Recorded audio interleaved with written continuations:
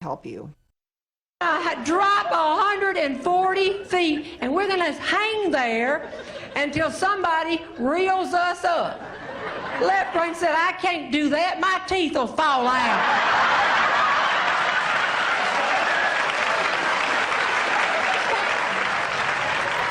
She is witty, she is funny, and her outlook on life is one just hilarious story after the other.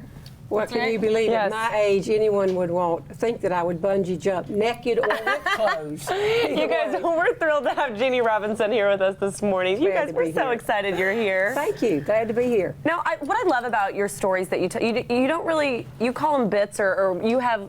Well, I call them stories. Stories, but you just get up there and talk, and I love that, and just tell personal experiences. You know, you ad-lib sometime, but most of the time you worked on it. But I don't tell jokes.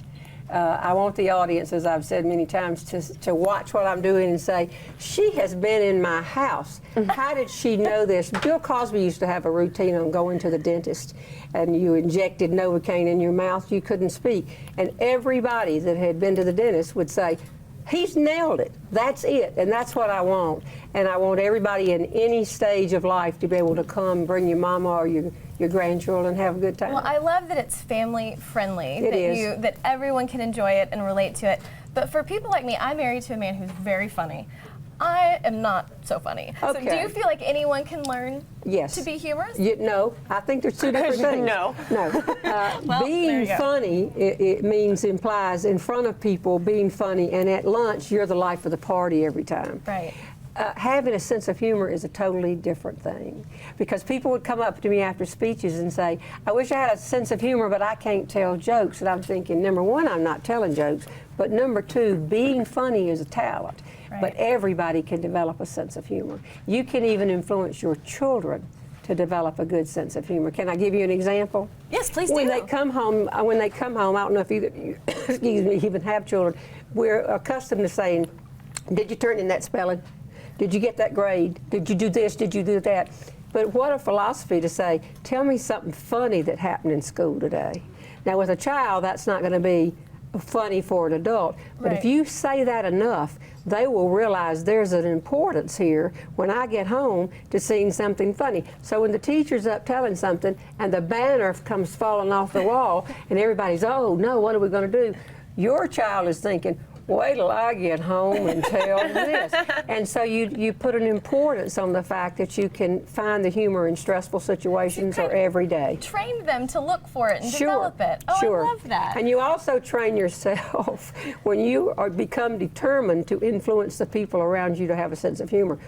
Who you're really influencing is yourself. Right. Now, it begins with laughing at yourself. And I had to do that early.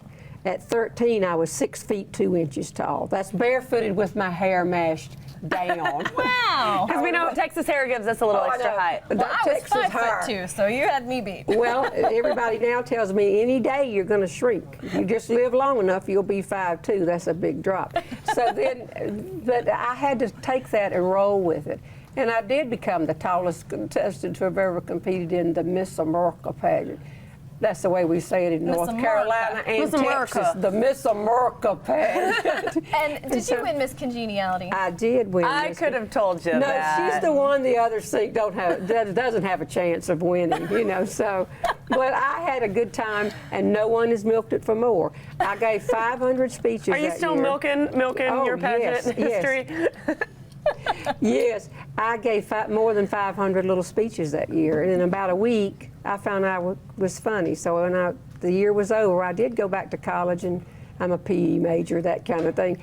But I crowned the next Miss North Carolina. I took advantage of an opportunity, and the following week spoke at 4 conventions. And now I'm 69 years old.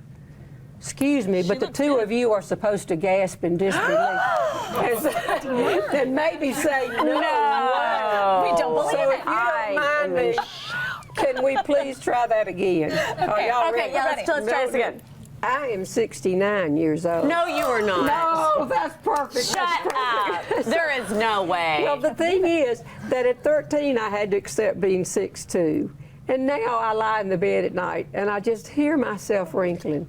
And it'll wake people up. It's 2 different stages of life, and you have to accept things that happen in every stage of life. And you talk about that a lot, that you, I mean, you've been speaking now for 50 years. 50 years. And so I think women, you know, I'm 30, and so I think when I think of what would I like to accomplish by the time, you know, I'm 69 years old, do you ever have flashback moments of that, of your life at 30 or 40, and then just kind of the progress you've made? Well, where it's shown up in my work is that at first I told stories in the 60s about being a 6'2" basketball player in the Miss America pageant. Then in the 70s I told stories about emceeing pageants, and then I had a child, I told those stories. And then in the 90s I mentioned my husband, Jerry, and Jerry's what a lot of people call him because Jerry is his name, but I call him Left Brain, LB for Left Brain, and the response was so big that I made mental note, write material about Left Brain. Well, writing, it means following him with a tablet. What you want is the audience to hear the story and they identify with it. When I see people in the audience going, here's one, and I try to say I'm not male bashing, but it's close a little bit. But there are women who are clueless. Now, you said you're not funny at all. No, you're my not, husband is the funny one. So he's more right brain, and you're more organized and to the point. When left brain people want things in order, but when right brain people hear order, we think food is on the way.